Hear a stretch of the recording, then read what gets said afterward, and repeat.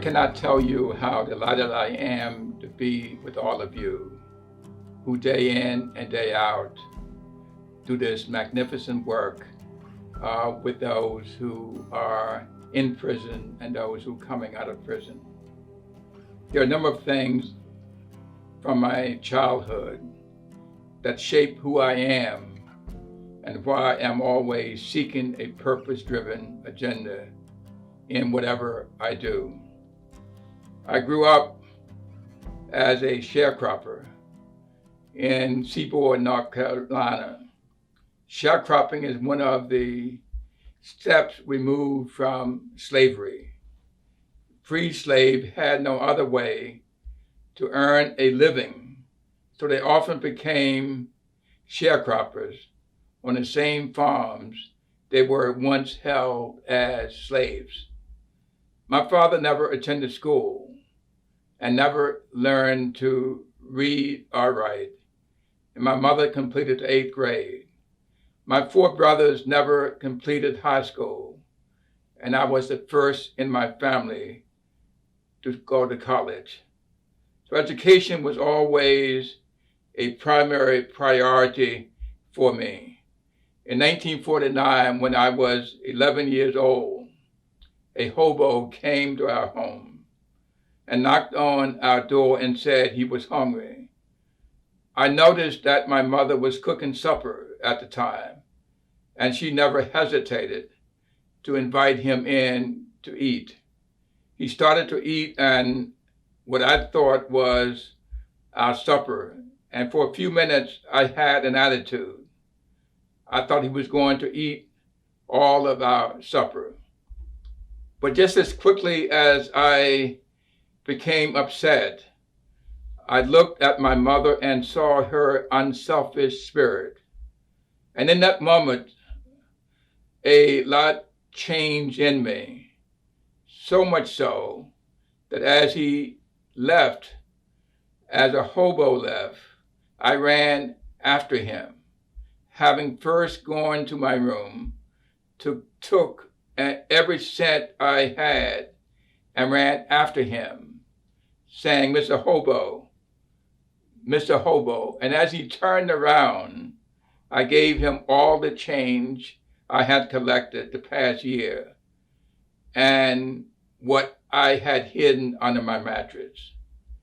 A few years later, my father had a dispute with the landlord and assaulted him and was immediately arrested and put in jail for 2 years. It was from that experience that my interest in prisons and prisons evolved. In 1954, when my father was still in prison, my family moved from North Carolina to Philadelphia, and I joined the First Baptist Church of Pasco. And the church members there became my mentors, especially the First Lady, Muriel Lemon. This was very important for me because as a son of an inmate and coming from a sharecropping farm, my high school counselor told me never to think about going to college because I didn't want to embarrass my family. But there was church members who told me that I belonged in college and they were going to send me to college. And so they did. And today I have an earned doctorate and 15 honorary doctorates. And I became the first African-American member and chairman of the Pennsylvania Public Utility Commission, the first African-American managing director of the city of Philadelphia, and the first African-American mayor of the city of Philadelphia, and served 2 terms. My interest in prison ministry and mentoring of children of prisoners evolved from all these experiences. It would help if this nation recognized its historical failures to address racial inequality in this country and the narrative they have created that justify this. This country has rationalized racial inequality since Native Americans were subject to virtual genocide. Starting in 1619, 400,000 Africans were brought to this country in chains, enslaved, and that slavery has evolved in various forms until today now include the prison industrial complex. And that is legal according to the 13th Amendment of the Constitution. Let me give you an example as to how it manifests itself. I went to a prison in southeastern Pennsylvania and saw a grandfather, a father, and a grandson all in the prison at the same time. I learned that they met for the first time in prison. As I was about to leave, the grandson said to me, "I have a son that I've never seen. I guess I will see him for the first time in prison." My friends, it is possible to have 4 generations of the same family in prison at the same time. And that is a challenge we face today. Sometime on my way home, I stop and watch the children play. And I wonder, as I'm sure they wonder, what they will be someday. Some will dream big dreams and make them all come true. Others will dream of things they will never do. We're all seeds in God's hands, and where we land, no one knows. Some will land in fertile soil, and others will land in swampy areas. We're all seeds in God's hand. We're here to make sure that our children land in fertile soil. And to do that, it requires a passionate resolve to work for our children every minute of every day. Perhaps I can best illustrate my point this way. There's a tribe in Kenya called the Maasai tribe, and they are known around the world because they are mighty warriors. They are fierce fighters, and they are protectors of the women and children in their villages. I speak of them not because they are mighty warriors or fierce fighters, but because of the way they greet one another. They don't do it the way we do it. We say good morning, or good afternoon, or good evening. However, they greet each other with a question. And the question is, how are the children? Not good morning, but how are the children? Not good afternoon, but how are the children? Not good evening, but how are the children? Well, how are the children in America? How are the children? 2.5 million live in homeless shelters. How are the children? How are the children? 1.2 million drop out of school every year. How are the children? 3.6 million are abused each year. 1.6 million run away from home. How are the children? More than 2,000 children serve in life without parole in prison. How are the children? 1.6 million worry where the next meal is coming from. How are the children? How are the children? We stand today on the edge of a new era in history, helping with the opportunity that millions of children and adults in need. Never have there been such challenges, and never have there been such opportunity to contribute to meet these challenges of young people needing loving, caring adults in their lives to enrich their learning. And never has there been such a group of experienced people with passionate purpose, including those who are here today, to contribute to the solution of these children and adults in need. we want to announce that there's a new posse in town, and we are from all across the Commonwealth, and we are here to rescue our children and adults in need. In the year 2000, I left the U.S. Department of Education to devote the rest of my life to a rescue mission of children and adults in need.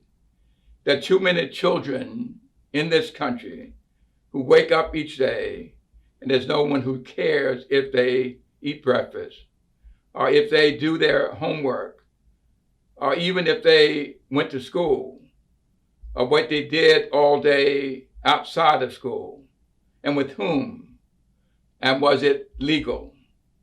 And when they come home, if they have dinner, if they get enough sleep, and if they will eat breakfast the next day, and no one at home who cares about the difference between right and wrong, or if they live to reach their 25th birthday, or go to jail by the time they're 18, or graduate high school, or have health insurance, or use drugs, or is HIV positive, or whether they will get married and have a family. What I knew 20 years ago and what I know now is that this is a crisis. It is a national crisis. It is a crisis born decades ago in unfulfilled promises and great expectations. It is a crisis bred in the battles of politics, of economic and race. This has been our history, but it cannot be its excuse. We on this call today cannot let it be our excuses. We have a disproportionate burden to bear, a disproportionate charge to keep. We cannot and will not allow the errors of the past to dictate the possibility of the future. What does all of this mean?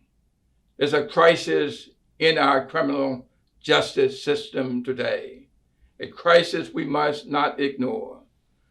We see the crisis in millions of lives in our communities that are affected by crime and the criminal justice system. We experience it in disproportionate number of African Americans currently incarcerated in our nation prisons and nation jails. The crisis become larger as we consider the number of children, spouses, mothers and fathers, sisters and brothers, and significant others left behind to deal with the grief, the anger, separation, and shame. The crisis is a tidal wave when we consider the projection pointing towards an ever-increasing number of prisons under construction due to underachievement of inner city poor children in today's elementary schools. The most recent number of incarceration and prisons recently speak to the urgent need. America, listen carefully, America incarcerates its citizens at the highest rate of any nation in the world. According to a report by Pew, 1 in 9 Black males between the ages of 20 and 34 is locked behind bars. Since 1974, the number of Black males who had been incarcerated at some point grew from 600,000, let me repeat that, 600,000 to 2 million.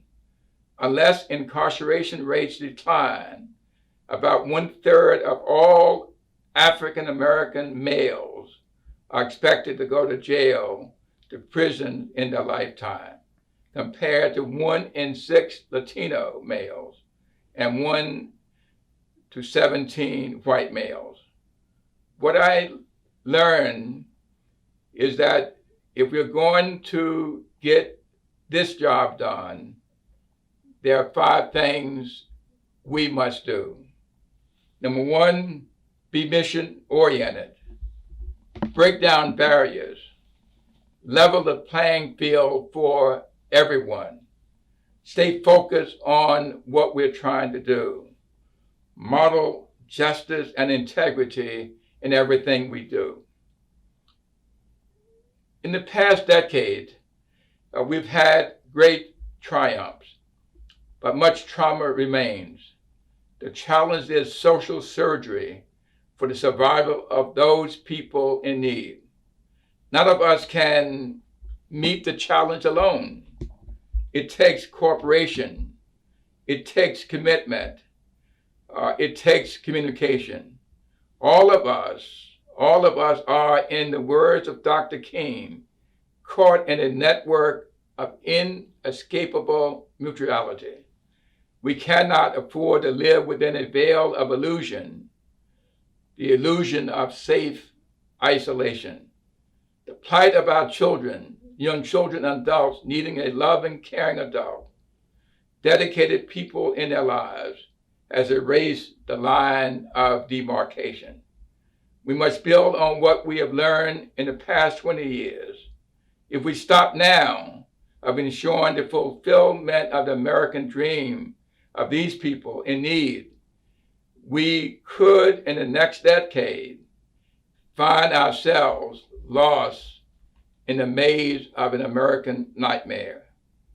Our challenge is a great one, but such has been our history. Such is our legacy. We can turn the tide of despair for all these young people and adult in need. We can change the face of hopelessness. Some of us in this room or on this call are here because someone rescued us. I can tell you without doubt that someone rescued me. I would not be here speaking to you if someone had not rescued me. We must hold on to the promise for which we have fought and continue to fight. Let me take a minute. Whenever you're ready. So I cannot tell you how proud I am to speak to this gathering at this time, to congratulate you on the incredible work you do day in and day out to improve the lives of children and adults across this Commonwealth. In many instances, you are the difference between success and failure. Because of your work, young people who would have gone to jail will now be people who will end up as doctors and lawyers and scientists and engineers and mayors and governors and who knows what. That may be one whose life you have touched that might become president and lead the free world. I know that the future for your work is uncertain, but don't give up. You have to keep on fighting. We have to reduce the prison population. We have to reduce the prison population. We have to keep young people out of prison. If people see you and do not see a difference between you and others, then there's no compelling reason why they should become involved in the rescue mission that we are involved in for these children and adults who in so much need. If we are not advocating for those children and youth and adults, others considered worthless, are not worth the effort. If we end up not working on behalf of those that others regard as useless, disposable, forgettable, then we are no better. We're no better than those who do not. If we do not advocate for children and adults in need and fight against those who regard them as useless, then we're no better than they are. We have to be bold and brave and courageous. We must speak out against injustices everywhere. We're living each day and no one is upset with us because of what we are doing to advocate for these people in need who need our help. Then we are not saying it loud enough and bold enough and courageous enough. If we walk by a homeless person on the street who just got released from prison with no place to go and not feel compassion, then there's something wrong with our social thermostat. If we can see injustice take place all around us and don't care about what happens when we need to re-examine whether we can get where we need to be. As I said earlier, we're in danger of an American nightmare. When I was mayor of Philadelphia in the 1980s, my favorite historical place to visit was the Liberty Bell. Not because it is a symbol of liberty, freedom, justice, and equality, but also because it is cracked. And it represents our imperfect democracy. Yes, we have an imperfect democracy, but it is the best country in the whole wide world. We are yet becoming what we will be. But I submit to you that each time any of us cause a loving, caring adult to assist a child or another adult in need, we advance our democracy a bit further and a bit closer to perfection. And that, my friend, is all that God requires of us. And that, my friend, is all that God requires of us. We have to meet the children and adults where they are, not where we think they ought to be, but where they are.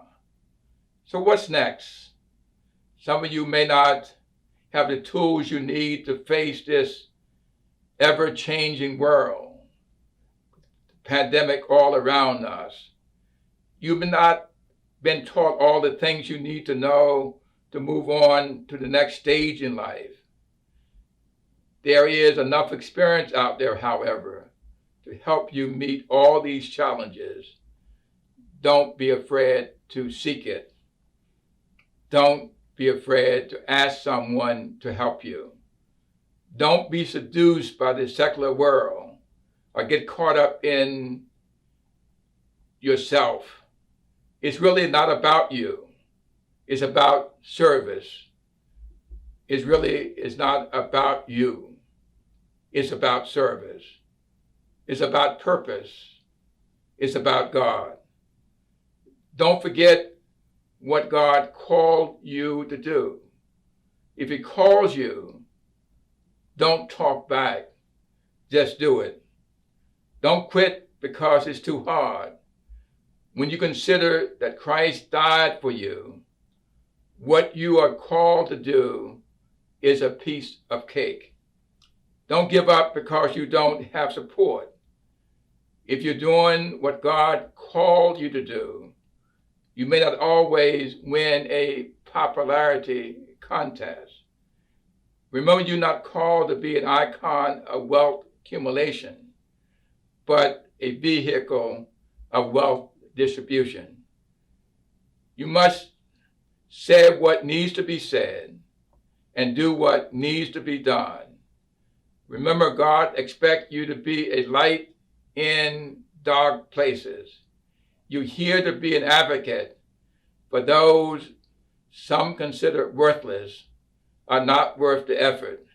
You're here to work on behalf of those some regard as useless, disposable, and forgettable, and never disregard those that some think are not important because they're poor, because they're Black, because they're Latino, or because they're Asian, or because they're immigrants. You're here to be an advocate for all the people and love them as God loves you. So the challenge is not so much what your next assignment is, but how will you respond to it? Perhaps I can best illustrate this with a story. There was a woman with a tumor in her jaw, and she went to see a surgeon. And the surgeon told her that he would examine her and took her in the exam room.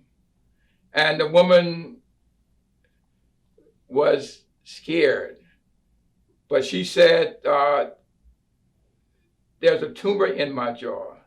The doctor said I can remove it, but it would leave your face twisted.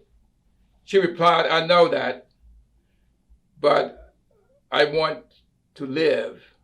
Please remove the tumor. So the surgeon removed the tumor. And afterwards, in the recovery room, so horrific was her face, and her lips that were silenced from her husband and the surgeon. Finally, the husband broke the silence and said, I like it, it's kind of cute, and bent over to kiss her. But what he discovered was that he could not kiss her the way he once did because she had twisted lips. So in order to accommodate her lips where she was, he had to twist his lips to accommodate her lips and was able to meet her where she was. Thank all of you for the years you have walked around with twisted lips to accommodate children and adults in need of where they were and bringing them to where they need to be. And thank you for recognizing it's all in God's hand. There was an old, wise, and blind woman who lived in an inner city neighborhood, and her reputation was known throughout the city. But there were some who did not believe what they heard about her. So they went to her house to confront her, and they approached the door, and as they approached the door, she invited them in. Once inside, the youngest of the group spoke and said, Wise old blind lady, I have in my hand a bird. Tell me, wise old blind lady, is this bird living or dead? The wise old blind woman thought for a minute, and she knew it was a setup. She knew that it was a setup. You know when there's a setup. She knew that if she said the bird was dead, he would open his hands and the bird would fly away. But if she said the bird was alive, he would crush it and kill it.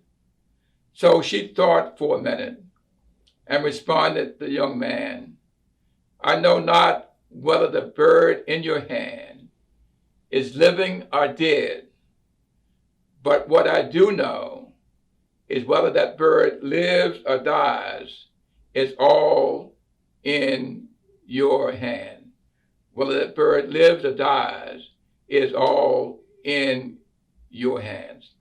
So it is clear. It is clear now that we must continue to fight, and it is not going to work unless we meet these children and adults in need where they are. And we have to be people with twisted lips in order to do that. There was a young man watching a football game with his father. After about an hour of watching the game, the young man said to his father, this game is boring. Probably the Eagles. come outside and play with me. The father said, son, you go outside and come back in 5 minutes, and I will go outside and play with you. Son obeyed and came back in 5 minutes, and the father still was not ready. He said to his son, go outside and play 5 more minutes and come back, I will play with you. Well, while his son was outside, the father knew that he did not want to go outside and play with him. And so he decided that he found alongside of his chair a map of the world. And he took the map of the world and he put it into small pieces and turned and gave it to his son and said, son, you go outside and play. And when you have it all back together, you come back and I will play with you. The son returned in 5 minutes with the map of the world all put back together. And the father was amazed and asked, how did you do it? How in the world did you put it back together? The son replied to his father, it was easy. On the other side of the map of the world was a man and child. When I put the man and the child back together, the world automatically came back together. Well, ladies and gentlemen, in these uncertain times, we have a chance to put the world back together for our children and adults in need. Oh yes, the time will be challenging, but we have seen tough time before. We have failed and faced challenges before. There are those who place their faith in the weapons of the systems, but we must place our faith in God. If we can throw off the chains of fear, of indifference, of ignorance, and rush forward, and even those around us tremble and warn us to play it safe, then the world will praise us because we had courage and stood up. I'm committed to the struggle for a better tomorrow. I'm determined to stand with the prophetic voices of this community, this Commonwealth, and this nation, and suffer whatever must come to build a sure foundation. Let me close by basically saying, I only want to be counted among those who will never give up or give in to tyranny and never compromise with injustice. Because I believe that no matter what else exists, the message of Isaiah is true. There's still a stone in Zion. There's still a sure foundation. And one heart that won't stop trying can construct a righteous nation. A righteous nation that will not hide its beauty from some and reveal it to others, but a nation where the beauty it bestows will abound for all who help to give its life. As a boy in the segregated South, I sang the song, America the Beautiful, but it was about the beauty of fields and of grain and fruited plants. I believe that we must make America beautiful in the cities as well as in the country, as well as establish the goal that we started out working 41 years ago. My friend Charles Bowser wrote these beautiful words to America the Beautiful. Oh, beautiful for spacious skies, for asphalt streets of joy, for decent schools and decent homes for every girl and boy. Oh, spacious for spacious skies, for jobs and health and hope, for an end to crime and an end to lies, and an end to devil dope. Oh, beautiful for spacious skies, for justice fair and true, for an equal chance for all who try to make their dreams come true. When times get tough, people get going. Some 40 years ago, when I ran for mayor, the city was facing challenges. And I challenged the people then as I challenge all of you now. And my question was, will you help? Will you help to save the children? Will you help to save those returning from prison? Will you help those in need in our society? Let me be clear. We must work together to overcome an unequaled history that have deprived others of freedom and closed the doors of hope. We must work hard to enable all to develop their abilities and to pursue individual happiness. Unless we are committed to these fundamental principles, we cannot be the kind of America that we need and desire. Whatever your assignment, this pursuit must be part of your agenda. Will you help? Will you help? Will you help us save a generation of children and those adults who are in prison? Thank you so much. It's been my pleasure to be with you today.